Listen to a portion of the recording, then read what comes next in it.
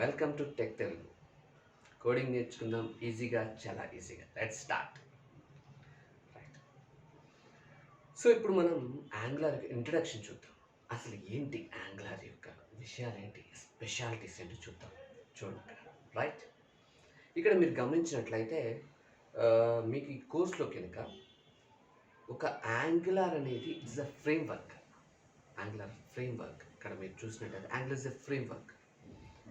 Framework అంటే ఏంటి అని అంటే, యాక్చువల్ ఫ్రేమ్వర్క్ అనే కాన్సెప్ట్ ఏంటో మీకు ఒక్కసారి మీకు విపులంగా చెప్తాను. జావా స్క్రిప్ట్కి సంబంధించిన రెండు విషయాలు ఉంటాయి. ఒకటి లైబ్రరీ, రెండోది ఫ్రేమ్వర్క్. లైబ్రరీ అంటే చిన్నదన్నమాట. ఓకే, ఫ్రేమ్వర్క్ అంటే పెద్దది. సింపుల్, మీకు ఈజీ టర్మ్స్లో అర్థం కావడం కోసం. రైట్. లైబ్రరీ అంటే ఒక ఎగ్జాంపుల్ తీసుకున్నట్లయితే జేక్వెరీ, ఓకే, రియాక్ట్ చేసి ఇటువంటి వాటిని లైబ్రరీస్ అంటారు. ఫ్రేమ్వర్క్ వచ్చేసరికి యాంగులర్ మరియు వ్యూ చేసి ఇటువంటి వచ్చేసరికి ఫ్రేమ్వర్క్స్ అంటారు. రైట్. సో మరి okay, angular is a framework. మరి దేనికి వాడితే it is building use for building the user interfaces. మనకు సంబంధించినటువంటి కనిపించే యూజర్ ఇంటర్ఫేస్ అన్నిటి కూడా బిల్డ్ చేయడానికి. ఎస్పెషల్లీ మనం ఇక్కడ మాట్లాడాల్సింది single page applications. Single page అంటే ఏంటి? ఒక్క పేజ్ తోటే మన వెబ్సైట్ అంతా కంప్లీట్ అవుతుంది. ఏదన్నా లోడ్ చేయాలన్నా అంటే పేజెస్ మారుతూ ఉంటాయి కానీ పేజ్ రీలోడ్ కాదు. అటువంటి అప్లికేషన్స్ని సింగిల్ పేజ్ అప్లికేషన్స్ అంటారు, ఎస్పిఏ. రైట్.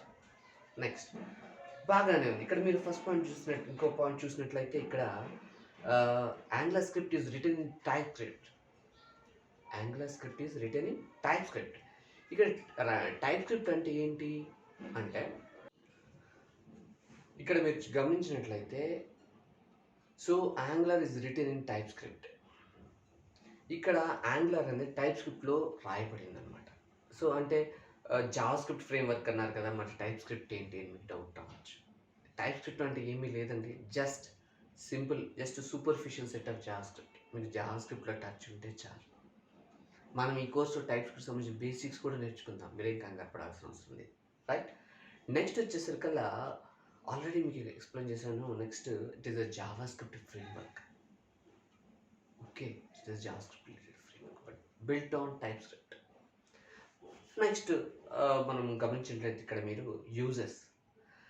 ఈ యాంగులర్ వల్ల యూజెస్ ఏంటి, ఎలా ఉపయోగపడుతుందో మనం తెలుసుకుందాం. రైట్. ఇక్కడ చూడండి, దీన్ని మెయిన్గా సింగిల్ పేజ్ వెబ్ అప్లికేషన్స్ తయారు చేయడానికి వాడతాం.